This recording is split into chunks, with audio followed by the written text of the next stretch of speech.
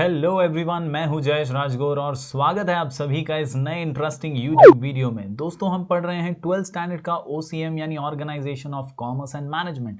जी हां दोस्तों, हम देखते ही देखते पहुंच चुके हैं chapter number 5, emerging modes of business. जी हां दोस्तों, अगर आप इस चैनल पर नए हैं तो इसे जरूर सब्सक्राइब कीजिए, बेल आइकन दबाइए, क्योंकि यहाँ पर आपको इकोनॉमिक्स, OCM और इंफॉर्मेशन टेक्नोलॉजी के नए वीडियोज हमेशा मिलते रहेंगे। अगर आप इस चैनल पर नए हैं तो जरूर प्लेलिस्ट में जाइए और वहां पर चैप्टर वाइज रिवीजन शुरू कर दीजिए। तो दोस्तों चलिए आज के वीडियो के बारे में थोड़ा सा जान लेते हैं। इमर्जिंग मोड्स ऑफ बिजनेस सबसे इजी चैप्टर है और उसी इजी चैप्टर का एक और इजी आंसर आज हम करने जा रहे हैं, जिसमें हम सीखेंगे about the limitations of e business और क्या है ऑनलाइन ट्रांजैक्शन, कैसे करते हैं ऑनलाइन ट्रांजैक्शंस, और बिजनेस में, ई बिजनेस में बाइंग और सेलिंग का एग्जैक्ट प्रोसेस किस प्रकार का होता है। यानी आज के इस वीडियो में हम फिर एक बार ई बिजनेस की कुछ चीज़ें जानने वाले हैं। साथ ही साथ हमने पिछली वीडियो में कुछ एडवांटेजेस, बेनिफिट्स तो देखे ही थे। आज हम देखेंगे कि किस प्रकार से क्या नेगेटिव साइड हैं ई बिजनेस के। तो चलिए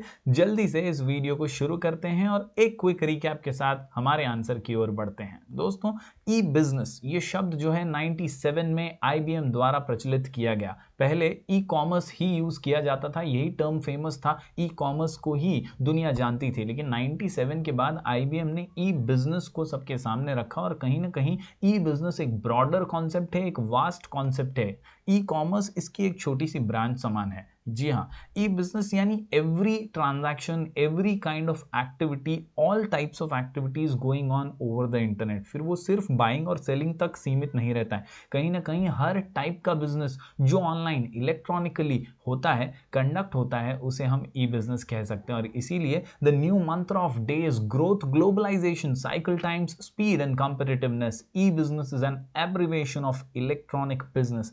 In 1997, IBM started using the term e-business to connect people and process. It opens new door to customers around the world. यानी अब आप सीमित नहीं हैं आपकी लोकेलिटी तक, अब आप ग्लोबल हो चुके हैं और एक बॉर्डरलेस इकोनॉमी का हिस्सा बन चुके हैं by adapting e business to your business. तो चलिए आज जान लेते हैं some limitations of e business. क्या खामियां हैं, क्या नेगेटिव्स हैं, क्या ऐसे पॉइंट्स हैं जो ई बिजनेस को अभी भी लोगों से दूर रख रहे हैं। कहीं ना कहीं इसमें कुछ ऐसे लिमिटेशंस हैं जो दोस्तों हम सब आज के इस मॉडर्न डे वर्ल्ड में भी अनुभव करते हैं। फिर वो ऑनलाइन फ्रॉड से रिलेटेड हो या बैंक ट्रांजैक्शंस फ्रॉड से रिलेटेड हो, ये कुछ ऐसी चीज़ें हैं जो हमें अभी भी ई बिजनेस से दूर रखती हैं, रोकती हैं हमें ऑनलाइन ट्रांजैक्शंस करने से। चलिए इन्हें डिटेल में समझ लेते हैं। Limitations of e business. E business does have certain disadvantages when compared to the traditional way of doing business. Some of the limitations are as follows. Lack of personal touch. जी हाँ दोस्तों, जो दुकान में जाकर दुकानदार का व्यवहार है, दुकानदार से चीज़ें और चीज़ों के बारे में जानना है, वो पर्सनल टच कहीं ना कहीं ई बिजनेस में मिसिंग है, क्योंकि हम खुद ही सर्फिंग कर रहे हैं, ऑनलाइन वेबसाइट्स पर जा रहे हैं, वेबसाइट के पोर्टल्स पे विजिट कर रहे हैं और चीज़ों, प्रोडक्ट्स के बारे में जानने की कोशिश कर रहे हैं। तो यहाँ पर वो दुकानदार का जो पर्सनल टच है, जो हमारा एक उसके साथ का पर्सनल इंटरेक्शन है, वो यहाँ मिसिंग रहता है। और इसीलिए this is one of the limitations of e-business. E-business lacks the personal touch. One cannot touch or feel the product, so it is difficult for the consumers to check the quality of products. जैसा अक्सर photograph में दिखता है वैसा ही product हो, ऐसा जरूरी नहीं है। जब तक हम उसे टच नहीं कर लेते, फील नहीं कर लेते, हम एग्जैक्टली वो कैसा है प्रोडक्ट, उसके बारे में नहीं जान सकते। और इसीलिए दोस्तों lack of personal touch is one of the biggest limitations of e business. दूसरी अगर बात करें डिलीवरी टाइम की, तो जब हम एक ट्रेडिशनल बिजनेस में डील कर रहे हैं या ट्रेडिशनल वे में, ट्रेडिशनल चैनल से हम अगर बाइंग एंड सेलिंग कर रहे हैं, तो डिलीवरी हम खुद ही ले रहे हैं प्रोडक्ट की। लेकिन यहाँ पर कहीं ना कहीं डिलीवरी जो टाइम है वो शायद थोड़ा सा कंज्यूमिंग हो सकता है। The delivery of the products takes time. In traditional business you get the product as soon as you buy it, but that doesn't happen in online business. This time lag often discourages customers. Example, Amazon now assures one-day delivery. This is an improvement but does not resolve the issue completely. कहीं ना कहीं सुविधाएं देने की कोशिश तो online websites, online portals कर रहे हैं, लेकिन ये पर्याप्त नहीं है। चलिए बढ़ते हैं आगे और देखते हैं कुछ और लिमिटेशंस ऑफ ई बिजनेस। जी हाँ दोस्तों, security issues one of the major and most important limitations in electronic business. कहीं ना कहीं सिक्योरिटी ये बहुत बड़ा एक रिस्क समान बन जाता है जब हम ऑनलाइन ट्रांजैक्शंस की बात कर रहे होते हैं। There are a lot of people who scam through online business, यानी कई बार ऐसे फ्रॉड्स के बारे में देखा गया है, सुना गया है, जहां वेबसाइट्स दिखाई जाती हैं, फोटोग्राफ्स दिखाए जाते हैं, प्रोडक्ट्स के बारे में बताया जाता है, लेकिन सब कुछ अनुमन फेक होता है और पैसे ऐंठ लिए जाते हैं लोगों से। Also it is easier for hackers to get your financial details. आपके जो फाइनेंशियल डिटेल्स हैं, आपके credit card, debit card details हैं, वो भी हैकर्स आसानी से हैक कर लेते हैं। It has a few security and integrity issues. This also causes disturbance among potential customers. यानी कई बार इन सिक्योरिटी इश्यूज की वजह से पोटेंशियल कंज्यूमर्स जो लेना चाहता भी है गुड्स,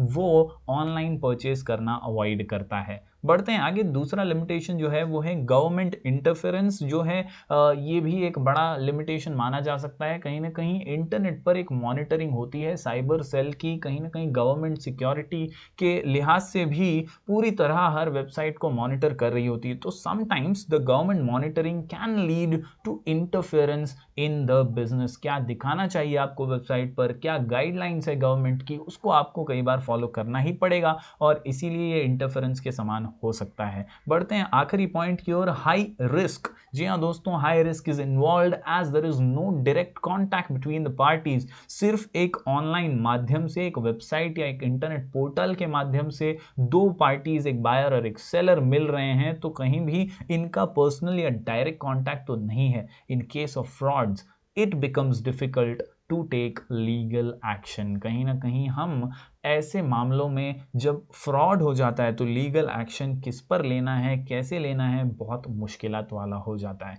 तो ये कुछ लिमिटेशंस हमने देखे दोस्तों ई बिजनेस के। चलिए अब आगे बढ़ते हैं और देखते हैं कि ऑनलाइन ट्रांजैक्शंस जो हैं वो कैसे होते हैं और क्या एग्जैक्टली उसके मायने हैं। ऑनलाइन ट्रांजैक्शंस की अगर बात करें दोस्तों, तो सिर्फ बाइंग एंड सेलिंग से जुड़ा हुआ तो है ही, लेकिन कहीं ना कहीं ये पेमेंट से रिलेटेड भी है। Online transaction is done with the help of internet. It can't take place without a proper internet connection, यानी इंटरनेट तो चाहिए ही, इसके बिना आप ऑनलाइन ट्रांजैक्शन नहीं करने वाले हैं। Online transactions occur when a process of buying and selling takes place. जब भी आप कुछ खरीद रहे हैं या कुछ बेच रहे हैं, तभी ऑनलाइन ट्रांजैक्शन होता है। When a consumer purchases a product or a service online, he she page for it through online transaction. तो चलिए अब जान लेते हैं क्या है इसका प्रोसीजर, और ये आपको फिलिंग द ब्लैंक्स के लिए बहुत ज़्यादा हेल्प करने वाला है। इस प्रोसीजर को, इस प्रोसेस को समझने की कोशिश कीजिए। काफ़ी आसान सा है। अगर आपने ऑलरेडी अमेजॉन, फ्लिपकार्ट जैसी वेबसाइट्स पर कभी ना कभी कुछ खरीदा है तो आपको ये प्रोसीजर आसान सा लगेगा, आसानी से आप इसे समझ भी जाएंगे। बहुत सिंपल चैप्टर है, ये आंसर भी काफ़ी सिंपल है। Procedure of online transaction moves through pre purchase, sale, actual purchase, sale and delivery. यानी आप प्री परचेज में क्या करते हैं, आप ढूंढते हैं, आप सर्च करते हैं कि आपको जो प्रोडक्ट चाहिए वो कहाँ मिलेगा। इसके बाद जब आपको मिल जाता है तो आप एक्चुअल परचेज या सेल करते हैं और फिर आपको डिलीवरी मिलती है पेमेंट करने के बाद। तो इस प्रकार से ये प्रोसीजर है। इसमें कौन से स्टेप्स हैं वो देख लेते हैं। सबसे पहला step, the first step of online transaction is dash, यानी रजिस्ट्रेशन। जी हाँ दोस्तों, फिलिप्स में आ सकता है। Before online shopping one has to register with the online vendor by filling up registration form. आप भी जब कुछ परचेज कर रहे हैं अमेजॉन से, फ्लिपकार्ट से, तो वो आपसे ईमेल आईडी मांगते हैं, आपका फोन नंबर मांगते हैं, आपका एक रजिस्टर्ड एड्रेस मांगते हैं। तो इस प्रकार एक रजिस्ट्रेशन की प्रक्रिया होती है जो ऑनलाइन वेबसाइट्स हमेशा आपसे भरवाती हैं ये फॉर्म के माध्यम से, और फिर ही आपका शॉपिंग जो है वो आगे बढ़ता है, आपका ट्रांजैक्शन आगे बढ़ता है। Registration is the first step in online transaction. For online transaction, registration is required. The consumer needs to log in a particular website to buy a particular article or service. The customer's email ID, name, address, other details are saved and are safe with the website. तो इस प्रकार registration की प्रक्रिया के बाद ही आप online transaction में आगे बढ़ सकते हैं। देखते हैं अगले दो स्टेप्स, बहुत ही आसान, बहुत ही simple. Placing an order and P for payment, यानी RPP। R से रजिस्ट्रेशन, P से placing of an order and payment. तो प्लेसिंग एन ऑर्डर बहुत ही सिंपल है, हम सर्व करते हैं, हम चुनते हैं कि हमें क्या चाहिए, हमें क्या पसंद आ रहा है और फिर हम उसका ऑर्डर प्लेस कर देते हैं। It is the second step in online transaction. When a customer likes a product और service, she puts the product in the shopping cart. The shopping cart gives a record of all the items selected by the buyer to be purchased, the number of units or quantity desired to be bought per item selected and the price for each item। यानी जैसे ही आप उसे shopping cart में डालते हैं उसकी quantity और उसका प्राइस जो है वो आपके बिलिंग में जुड़ने लगता है। The buyer then proceeds to the payment option, यानी आखिरी जो ऑप्शन है या आखिरी जो स्टेप है इस प्रोसीजर का वो है P फॉर पेमेंट। यानी अब आपने चुन लिया है, आपने शॉपिंग कार्ट में डाल दिया है आपके प्रोडक्ट को, अब आपका उसको पेमेंट करना पड़ेगा। It is the last step in online transaction. The buyer has to select the payment option. These payment systems are secured with higher और वेरी हायर लेवल इनक्रिप्शन। यानी कोशिश हर वेबसाइट की यही होती है कि हायर लेवल इनक्रिप्शन के जरिए आपका डेटा सिक्योर रहे, सेफ रहे, कोई भी इसे हैक ना कर पाए, आपके क्रेडिट कार्ड डिटेल्स, आपके डेबिट कार्ड डिटेल्स, आपके बैंक डिटेल्स कोई चुरा न ले। The personal financial information is completely secure, इसका ध्यान रखा जाता है। अब ये कौन से पेमेंट मेथड्स हैं, चलिए उन पर नजर डाल लेते हैं। पेमेंट मेथड्स में सबसे पॉपुलर है हमारे देश में, हम देखते हैं अक्सर कैश ऑन डिलीवरी। जी हाँ दोस्तों, जब पैसा हम देंगे तब हमको सामान जो है मिलेगा, तभी हम पैसा देंगे। तो कैश ऑन डिलीवरी जो है ये बहुत ही ज्यादा प्रचलित है ऑनलाइन में हमारे यहाँ। In this type of payment the buyer pay when he she receives the product। जब हमारे दरवाजे पे प्रोडक्ट आ जाएगा तब हम उसका पैसा देंगे। इस टाइप के पेमेंट को हम कैश ऑन डिलीवरी कहते हैं। दूसरा जो पेमेंट का मोड है वो है cheque. In this type of payment the buyer sends a cheque to the seller and the seller sends the product after the realisation of cheque. जब चेक पास हो जाएगा तब आपको प्रोडक्ट मिल जाएगा। इसके अलावा नेट बैंकिंग ट्रांसफर बहुत पॉपुलर मीडियम है। In this type of payment the payment is transferred from the buyer's account to the seller's account electronically. इसे ही हम नेट बैंकिंग कहते हैं। After the payment is received by the seller dispatches the goods to the buyer. अगला है credit और debit card. आप आपके डेबिट कार्ड के नंबर या क्रेडिट कार्ड के ऊपर छपे हुए नंबर डालते हैं, ओटीपी आता है और फिर आप पेमेंट्स करते हैं। The buyer makes payment through debit और credit card and amount get deducted from customers account. Debit card और credit card popularly known as plastic money, they are mostly used for online payments. तो ये बहुत popular हैं। Debit card से भी आप one time password generate करते हुए भी पेमेंट्स कर सकते हैं ऑनलाइन ट्रांजैक्शन में। और आखिरी जो है वो है डिजिटल कैश। बिटकॉइन के बारे में अगर आपने नहीं सुना है तो सर्च कर लीजिएगा, इन्हीं को हम डिजिटल कैश कहते हैं। Digital cash is a form of electronic currency that exist only in cyber space. यानी ये एक्चुअल में नहीं है, सिर्फ साइबर वर्ल्ड में ही एग्जिस्ट करती है। तो and has no real physical properties but offers the ability to use real currency in an electronic format। तो इस प्रकार दोस्तों इन अलग अलग मोड्स ऑफ पेमेंट का इस्तेमाल करके ऑनलाइन ट्रांजैक्शन आसानी से किया जा सकता है। दोस्तों अब आखिरी चीज जो है हम देख लेते हैं, यह है बाइंग एंड सेलिंग का पूरा प्रोसेस। किस तरह से बाइंग एंड सेलिंग का प्रोसेस होता है, चलिए इस चार्ट के माध्यम से समझ लेते हैं। Information plays a very important role in all transactions. Information is exchanged in both traditional as well as online business. यानी जानकारी प्रोडक्ट के बारे में ये बहुत अहम भूमिका निभाती है किसी भी बाइंग एंड सेलिंग प्रोसेस को कंप्लीट करने में।